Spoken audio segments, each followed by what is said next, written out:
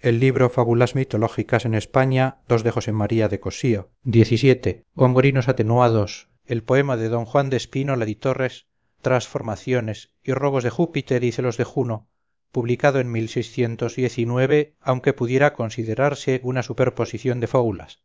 Es en realidad un poema con unidad, centrada en su protagonista Júpiter. Su extensión es considerable, formando no menos de 1000 cantos en octavas reales. Como asevera Juan Pérez de Moya en su Filosofía Secreta, Júpiter fue un hombre vicioso y sensual. Sus transformaciones míticas no fueron sino metáforas de sus engaños o para alcanzar a Danae, usó una lluvia de oro, es decir, sobornó a la doncella. El convertirse en toro para robar a Europa fue, en realidad, navegar en un navío que llevaba un toro pintado por insignia. Suprimida la interpretación moral, este es el argumento de Spínola. El canto primero comprende las fábulas de Danae y Perseo de segundo, las de Europa y Minos incluyendo el Minotauro y Ariadna el tercero, Io y Argos y Pandisirina el cuarto, Calixto y Arcasa el quinto, Egona y Aco y el sexto, Alcmena y Hércules. El poema no sigue el orden de Ovidio ni el de otros contemporáneos como Fray Baltasar de Vitoria. Menéndez y Pelayo juzgó su estilo como gongorino,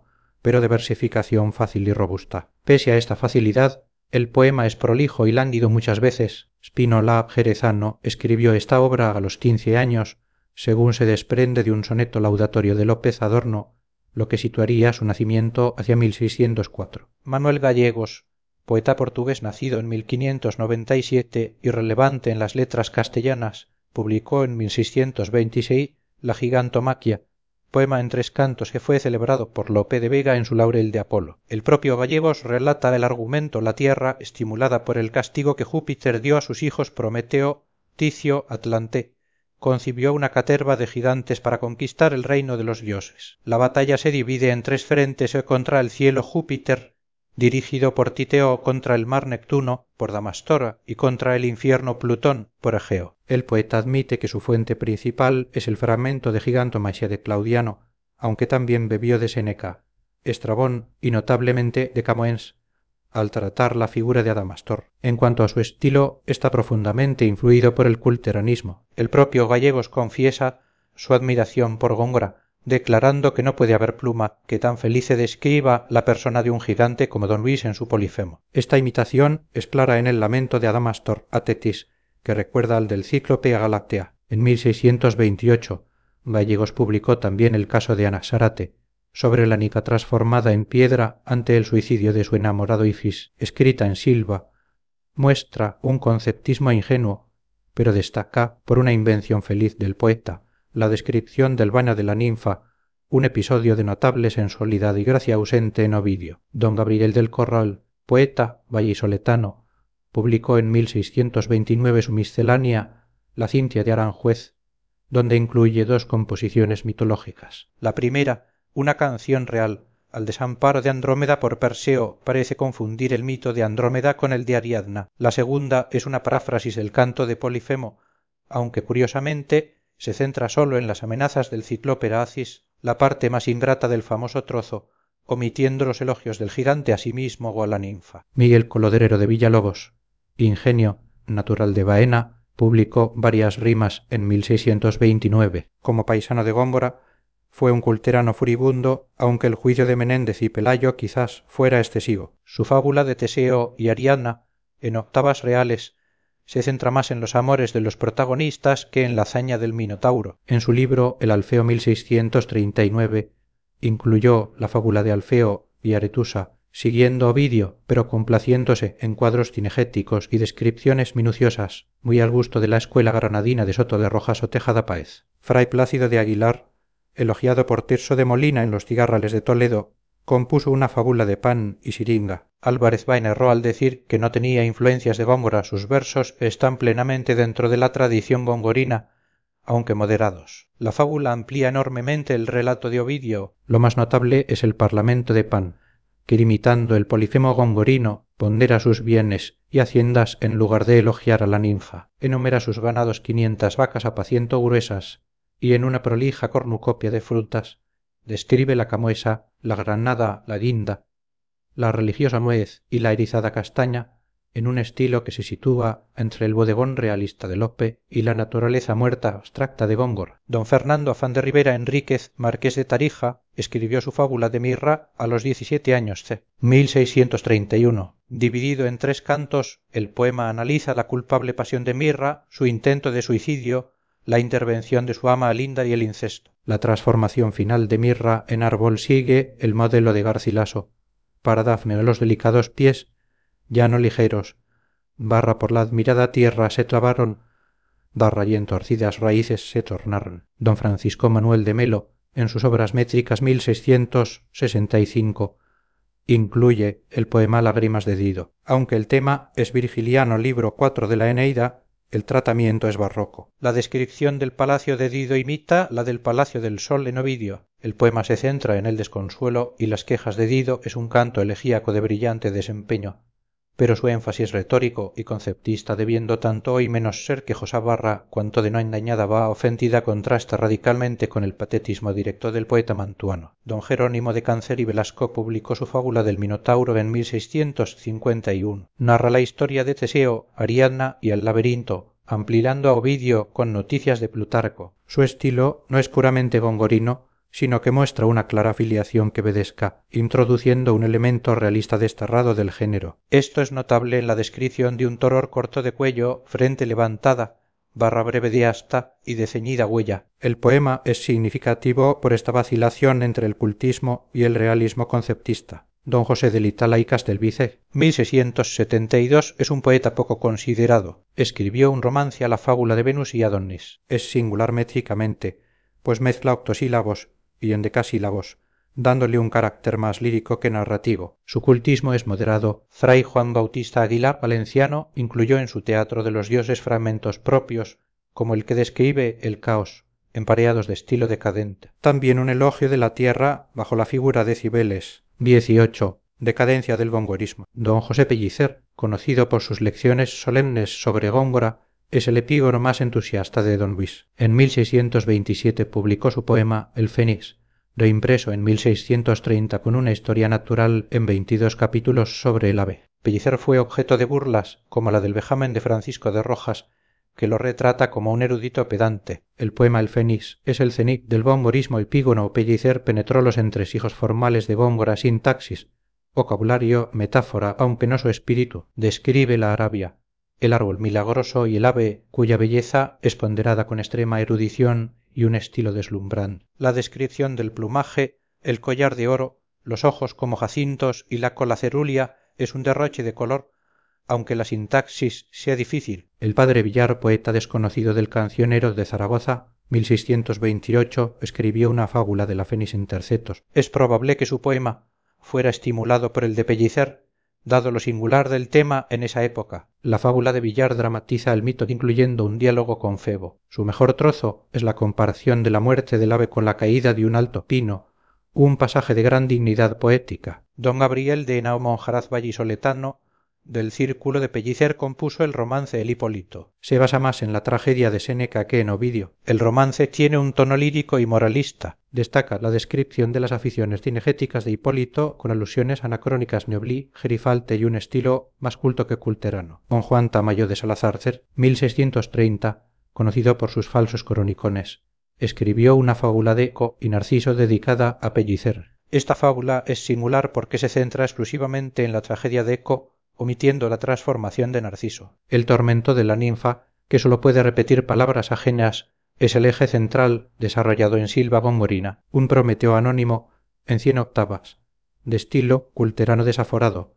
Se basa en la tragedia de Esquilo. El poema se centra en las quejas del titán encadenado, que ocupan 75 octavas. Introduce la versión de que Prometeo robó el fuego para vivificar sus estatuas posiblemente de San Agustín y de forma extraña culpa a Venus de interceder ante Zeus para su castigo. 19. Las fábulas burlescas. La composición de fábulas mitológicas burlescas es un fenómeno típico del culteranismo, iniciado por el propio Góngora. Es la autocrítica de una escuela. El género surge de la incapacidad del estilo culterano para tratar temas de alta pasión como Ero y Leandro o Píramo y Tisbe con gravedad. Es una actitud crítica, un escepticismo poético ante el agotamiento del género. Hay dos corrientes, uno la conceptista quevedista, que humaniza a los dioses con un criterio realista, hallando lo cómico en el contraste similar a Velázquez. 2 la culterana Gongorina, que trata la burla con los mismos artificios de la poesía grave, rectificando tópicos poéticos para infundirles nueva vida a través de la gracia. Góngora inicia el género, Suero y Leandro 1589 es un tratamiento y Brió comienza con la broma charco de los atunes, pero el patetismo del tema se impone y la jocosidad se frustra, salvo por la imagen final de los vientos 4 palanquines. El segundo romance, 1610, es más maduro, el chiste se depura en gracia poética. El encuentro en el templo Piola, cual gorrión, Cacariola cual gallo y el nado de Leandro comparado con un enfermo y su vaso de purga mezclan elementos realistas vulgares, pero el resultado, por la transposición metafórica, es de una risueña poesía. La fábula de Píramo y Tisbe 1618 es la cumbre. Es el producto más genuino del ingenio gongorino, impasible ante la pasión. Aquí el chiste jocoso, la gracia poética y el cultismo hermético más difícil que el Polifemo se funden. El personaje principal es la pared de una rima que compuso Barra el tiempo sin ser poeta. La descripción de Tisbe es una deshumanización de tópicos labios de rubí, dientes de perla rematada con la parodia del juicio de Parispalas por Bellosa, Darra y por Zamba perdió Juno. Anastasio Pantaleón de Rivera M. 1629 es el secuaz más fiel de Góngora. Su fábula de Proserpina, en romance, está recargada de erudición y cultismo. La fábula de Europa dedicada a Góngora es más llana y graciosa. La fábula de Alfeo y Aretusa dedicada a Pellicer es la mejor, adopta el tono de gracia poética de Góngora, víbora de cristal pereceaba. 20. Poetas granadinos. Este capítulo parece fuera de lugar cronológico en el texto original, ya que retrocede a Espinosa y Soto de Rojas, pero seguiré el orden del libro. La escuela granadina se caracteriza por un gusto por el detalle, la miniatura, flores, frutos, pájaros, una profusión de color y una animación de la naturaleza, similar a la decoración musulmana. Don Francisco de Faria N. de Granada tradujo el rapto de Proserpina de Claudiano 1608. Aunque se presenta como traducción, es una obra barroca, de estilo no inelegante. La descripción del carro de Ceres con las telas bordadas por Proserpina muestran una brillantez y colorido propios de la escuela granadina. Don Antonio Mira de Amezcua N. Guadix escribió una fábula de Acteón y Diana. Se sitúa entre 1610-1620. Su estilo es una pugna entre la tradición realista e influencia teatral y el gusto culterano. El realismo es patente en la descripción de los perros de caza cansados el pecho en tierra, están las lenguas anhelando, están sacadas. El colorismo granadino aparece en la descripción de la fuente de Diana el agua, que a los mármoles se atreve Barra con buril de cristal tiene esculpidas. Pedro Soto de Rojas, N. Granada escribió fragmentos del Adonisces, 1619. Es un esfuerzo de invención sobresaliente, de una blanda opulencia. Narra la fábula de Mirra, su transformación siguiendo el modelo de Garcilaso para Dafne y el nacimiento de Adonis. El poema destaca por su sensualidad virreal, como el encuentro de Venus con Adonis dormido, un pasaje lascivo pero totalmente alejado de cualquier alusión naturalista. También escribió Los rayos de Faetonte 1629 en emulación del de Villamediana. Es notable por su descripción del Palacio del Sol y la inclusión de un episodio horaciano, Beatus Illem, boca de la ninfa Nonacrina. Jerónimo de Porras N. Antequera publicó rimas varias 1639, incluyendo Céfalo y Procris. Se ascribe al grupo granadino por su minuciosidad. Su fábula de Céfalo y Procris es elogiada por sus contemporáneos. Su estilo es de un cultismo moderado. La influencia gongorina es clara peñasco de cristal, roca de nieve. Destaca por su riqueza imaginativa y brillantez en el color, como en la descripción de la ninfa en mejillas estaba haciendo instancia Barra por ser rosa el jazmín, jazmín la rosa o la fuente, cristalino, arroyuelo Barra, desperdicia, galán desvanecido. 21. Los jaureguistas. Retomando la cronología, Macías Salcedo Coronel, comentarista de Góngora, publicó Ariadna 1624. Lope de Vega elogió su estilo grave. Su cultismo se aproxima más al de Jauregui y Bocángel, el grupo tenebroso, que al de Góngora. Su fábula de Ifis y Anaxarate 1627 confirma esta filiación. Es más lírica que narrativa, centrada en los afectos. La descripción de la noche y el llanto de Ifis no pudo más suave el que constante Barra y su ánimo sola Tartatea. Vía muestra un color lúgubre y una dignidad poética. Gabriel, Bocángel y Unzueta N. 1608 representa una cima poética. Su fábula de Ero y Leandro 1627 está dedicada a Jáuregui. Bocángel defiende un estilo culto pero no oscuro, coincidiendo con la doctrina de Jáuregui. La fábula sigue el poema de museo, pero lo amplifica con el tenebroso esplendor barroco, incluye la descripción del templo de Venus con éfrasis de Orfeo, Narciso y Faetón. El viaje de Leandro es un ejemplo de su estilo ágil, se otorga al agua sosegada barra, pavoncerulio deja dibujada barra hojosa espuma, en cristalina rueda barra y ende el agua, y él mismo al golfo frío barra es vela, es remo, es nauta y es navío. El poema es una inundación de octavas que cambia la sobriedad clásica por la brillantez barroca. 22. Poetas del Ebro. Cossío agrupa aquí a poetas aragoneses y a Villegas, notando una tendencia a la austeridad verbal y al conceptismo calderoniano,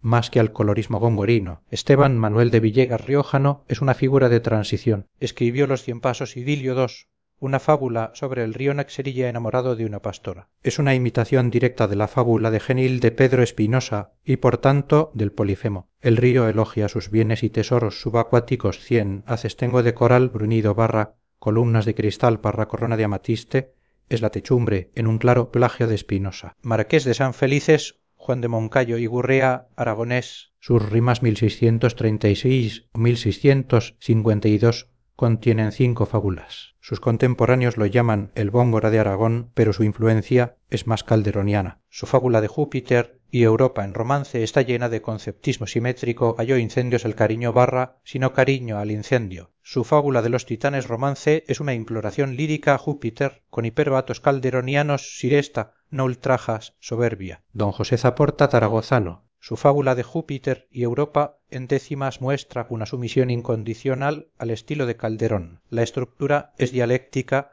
con simetría escolástica hoja a hoja, pluma a pluma, barra perla a perla y flor a flor. 24. Romances mitológicos en el siglo XVII. Cossío hace una distinción entre fábulas completas en romance y romances episódicos. Fray Valentín de Céspedes N. Perú, 1597. Escribió una fábula de mirra en romance. Su estilo es conceptista, ingenioso son encendidos desmayos, barra son desmayados incendios, pero también realista. Su fábula de Atalanta, a veces atribuida a Moreto, muestra la misma mezcla. Francisco de Trillo y Figueroa, allego residente en Granada. Su fábula de Leandro, heroica, en romance es lírica y divagadora, centrada solo en la muerte del héroe. Su estilo es gongorino, pero con un color sombrío que recuerda a Jáuregui. Salazar y Torres Agustín D. Su fábula de Adonis y Venus es el ápice del gusto culterano decadente, con neologismos y sintaxis forzada. El romance de Psiques y Cupido es lírico, interrumpido por un estribillo en seguidilla estente. Psiques, espera, barra, no le despiertes en barra, pues que descansa el mundo barra, porque amor duerme. 25. Fábulas burlescas del siglo XVII, continuación. Te retoma la beta burlesca, ahora de la corriente que Vedescar. Castillo Solórzano novelista. En Donaires del Parnaso ataca el culteranismo aquellas modernas voces barra que a la católica lengua barra son opuestos hugonotes. Su fábula de Polifemo es una parodia directa del de Gómora, usando los mismos consonantes pero con un realismo que Vedesco la pared se hizo rajas en servicio suyo. Su fábula de Acción en Silva es realista y termina con un epitafio jocoso. No pienses que fue casado, barra porque si casado fuera, barra muy rico y viejo viviera, barra no mozo y aperreado. Su fábula de Marte y Venus es la más extensa, llena de chistes groseros y sátira. Fernández de Rozas Gabriel. Su fábula de Juan Rana sobre Latona y los licios es conceptista viquevedesca. Un faetón anónimo cer. 1630. Es un poema de academia que mezcla culteranismo barriendo estaba estrellas el aurora con realismo plebeyo. Tu padre hizo carretas en Logroño, barra y en la Puerta del Sol fue tabernero. Melchor de Zapata. Su fábula de Atis y Cibeles es jocosa y moralista. Su versión del mito es original, mezclando la historia de Atis con la de Dafne. La diosa lo persigue, él se mutila y es transformado en pino. Fray Gonzalo de San Miguel Cer, 1649, escribió una fábula de Apolo y Dafne burlesca de fuerte influencia quevedesca. 26. Fábulas burlescas en el siglo XVIII. La tradición burlesca decae, volviéndose chabacana. José Joaquín Benegassi y Luján 1743 representa la reacción plebeya contra el cultismo. Su Apolo y Dafne en quintillas es de estilo bajo, popular. Su Júpiter y Europa es igualmente chabacana, no la busco por mujer, barra pues yo quiero hacerme toro barra y no dejarla que hacer. Don Ventura Rejón de Silvacés. 1765. Escribió Vida, Trabajos y Aventuras de Hércules Tebano en seguidillas. El estilo es popular, de coplas de ciego. El chiste es grueso, Hércules matando al león. Bravo escribano barra, ciertamente perdimos barra con el muchacho. Pedro Silvestre, seudónimo del duque de Alburquerque. Escribió La Proserpina 1721, un poema jocoserio en 12 cantos. Su obra manuscrita Biblo. Naca, MS. 3810 contiene más fábulas. La Tisbe en octavas es una parodia de Góngora y del conceptismo, con alusiones modernas puesto de turrón junto a la fuente. El Orfeo es una parodia respetuosa del de Jáuregui, imitando su color sombrío. 27. La tradición culta en el siglo XVIII. El neoclasicismo reacciona contra el barroco degenerado, buscando un arte más llano y racionalista, aunque inicialmente sigue influido por el S. 17. Conde de Torrepalma, Alfonso de Verdugo. Su poema El Deucalión, publicado por Sedano, parafrasea a Ovidio. Aunque es neoclásico, conserva resabios del antiguo culteranismo, sigue a Ovidio, pero la descripción del diluvio es una ampliación vigorosa, con ecos de Góngora, ronco alentando el caracol torcido, pero con un patetismo y realismo humano, la madre ahogándose mientras levanta al hijo que impresionó a Balmar. José Antonio Porcel Granadino escribió 4 éblogas sobre Adoníscer. 1740, leídas en la Academia del Trípode. Son un intento de resucitar la manera barroca de Soto de Rojas y Espinosa, la escuela granadina. El poema narra la fábula de Adonís contada por Anasarte, pero también la de Pigmalión y Mirra y la de Pico y Circe en lugar de Atalanta. Las églogas están llenas de color, minuciosidad y sensualidad. En mejillas estaba haciendo instancia barra por ser rosa el jazmín, jazmín la rosa. Vicente García de la Huerta neoclásico. Escribió Endimión, un poema heroico en octavas. Aunque es neoclásico, está teñido de cultismo del S. 17. El argumento es tenue. El pastor Hiperina se enamora de Endimión, pero lo descubre con la luna. El canto de Endimión a la luna recuerda al de Polifemo, ponderando sus bienes de cazador. 29. El neoclasicismo, continuación. El texto salta a Luzán y el neoclasicismo puro. La reacción neoclásica repudia las ficciones mitológicas por inverosímiles. El género se refugia en piezas teatrales menores o musicales. Ignacio Luzán, el preceptista neoclásico, escribió Juicio de Pares, renovado 1746, una fábula alegórica donde el poder, el ingenio y el amor compiten por el premio a la mejor contribución a la entrada real de Fernando Vie. El estilo es abstracto, racionalista y prosaico, el hacendoso agricultor. Suero y Leandro, idilio anacreóntico en heptasílabos, es una traducción austera de Museo. El poeta interviene constantemente en la narración musa, tú que conoces para distanciarla, un artificio racionalista para tratar un tema mítico. La dicción es llana, precisa, pero frilla. José Antonio Conde 1797 tradujo a Museo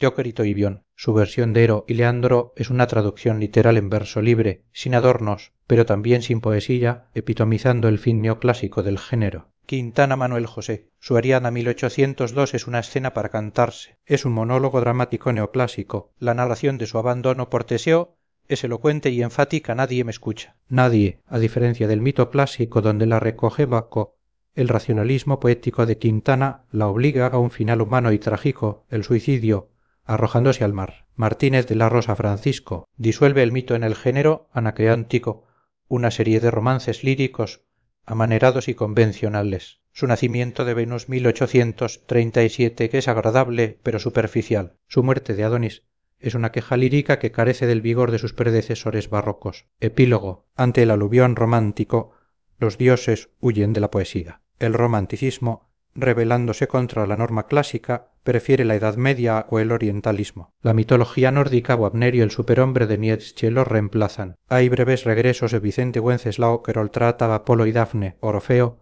sí que pero con un sentido puramente alegórico, sin vitalidad mítica. Rubén Darío, en su fase parnasiana, Coloquio de los centauros, los revive brevemente con brillantez barroca, teje la náyade del encaje de su espuma. Su palimpsesto sobre Acteón es la última auténtica fábula mitológica ovidiana, llena de sensualidad, cuadro soberbio de tentación.